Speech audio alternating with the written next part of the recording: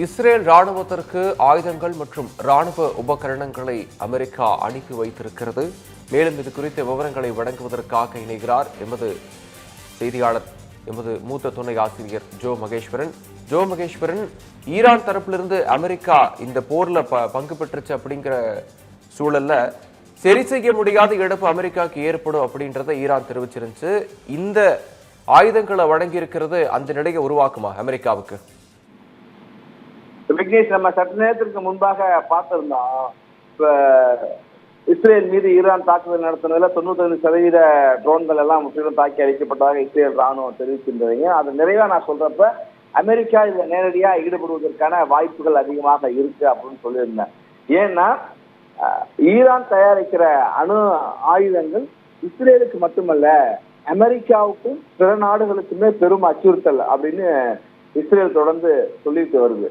அந்த அணு ஆயுதங்கள் சார்ந்த கொள்கையில ஒரு உடன்பாட்டுக்கு வரணும், அணு ஆயுதங்களை தயாரிக்க கூடாதுன்னு அமெரிக்கா ஈரானிடம் தொடர்ந்து பேச்சுவார்த்தை நடத்திக்கிட்டு இருக்கு. பேச்சுவார்த்தை ஒரு பக்கம் நடந்துகிட்டு இருக்கிறப்பதான் இஸ்ரேல் தாக்குதலை கடந்த 13ஆம் தேதி தொடங்கியது. அதுல மிக முக்கியமான பிரதான நோக்கம், பிரச்சனையே என்ன அப்படின்னாக்கா, ஈரான் தயாரிக்கிற அணு ஆயுதங்கள், நிறைய அணு ஆயுதங்கள் தயாரித்து வச்சிருக்காங்க. அங்க இருக்கிற அணு உலைகள் மூலமாக 60% மேல செறிவூட்டப்பட்ட என்ரிச்டு யுரேனியத்தை அவங்க வச்சிருக்காங்க. அந்த யுரேனியம் இப்ப 60% மேல அவங்க செறிவூட்டப்பட்டதுக்கு பிறகு அதுல இருந்து அந்த 60% செறிவூட்டுறதுதான் சிரமம். அதற்கு பிறகு அதை 90% அணு ஆயுதம் தயாரிக்கிற அளவுக்கு மாத்துறது ஓரிரு நாள் அல்லது ஒரு வாரத்துக்குள்ளேயே செஞ்சிடலாம். அப்ப அந்த தன்னிட்ட இருக்கிற செறிவூட்டப்பட்ட யுரேனியத்துடைய கையிருப்பையும் கடந்த பிப்ரவரியில 138 கிலோ இருந்த சூழல்ல அதை 400 கிலோவுக்கு மேல இருப்பு அதிகரிச்சுட்டாங்க ஈரான். அப்ப இன்னும் அணு ஆயுதங்களை அதிக அளவுல அவங்க தயாரிக்க போறாங்க. இந்த அணு ஆயுதம் இஸ்ரேல் நேரடியாக ஈரான் இஸ்ரேலிடையே ஒரு மோதல் இருக்கு. அப்ப அந்த நாட்டுக்கு மட்டுமல்ல, அவர்களுக்கு துணையாக இருக்கிற பிற நாடுகளுக்கும் அது பெரும் ஆபத்து.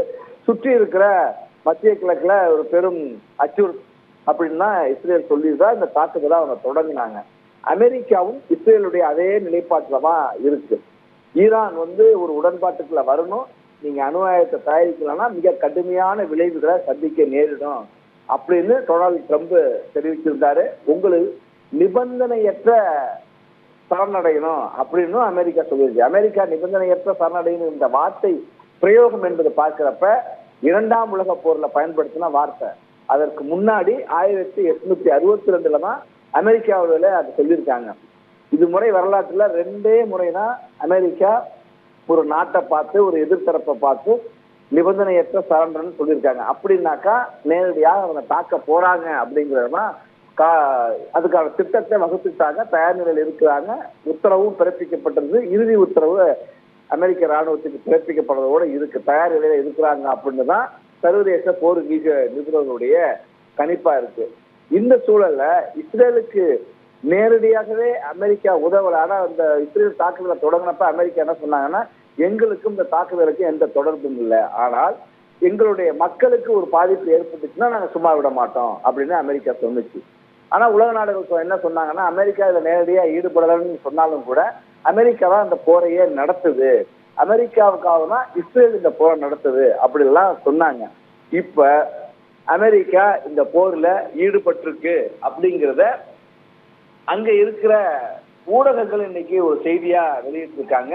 இஸ்ரேல் ராணுவத்திற்கு ஆயுதங்கள் மற்றும் ராணுவ தளவாடங்களை சரக்கு விமானங்கள் மூலமாக அமெரிக்கா அனுப்பி இருக்கிறதாக அந்நாட்டு ஊடகங்கள்ல வந்திருக்கிற செய்தி இன்னைக்கு அதை உறுதி செய்திருக்கு. ஆனாலும் இப்போதும் கூட இஸ்ரேலுடைய பாதுகாப்பு படைய ராணுவமா அதை ஏற்கல. அதை அப்படியே அது குறித்து எந்த கருத்தும் சொல்லல. ஆனா ஒரு பெரிய அதுக்கு ஒரு மறுப்பும் இல்லை, அமைதியா இருக்காங்க இந்த விஷயத்தை பொறுத்த வரைக்கும். இஸ்ரேலுக்கு ஆயுதங்கள் எல்லாம் இவங்க அனுப்பியிருக்கிறதா சொல்லியிருக்காத சூழல்ல அமெரிக்காவிலிருந்து ஒரு 14 சரக்கு விமானங்கள் இஸ்ரேல்ல தரையிறங்கு இந்த காலகட்டத்துல. அப்ப இதுவும் அந்த அமெரிக்க ஊடகங்களுடைய செய்தியும் வச்சு பார்க்கிறப்ப போருக்கு பின்னாடி இருந்து பெரும் உதவியாக இருக்கிறது அமெரிக்கா.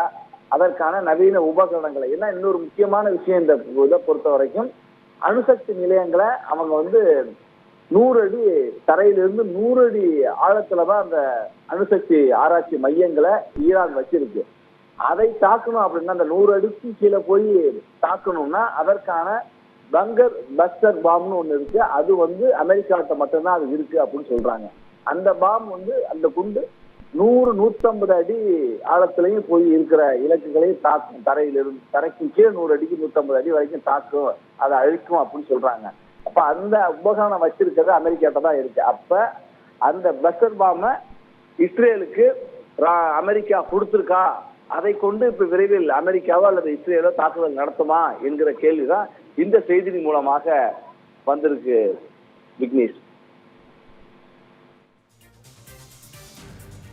விரிவான விவரங்களுக்கு நன்றி ஜோ மகேஸ்வரன்.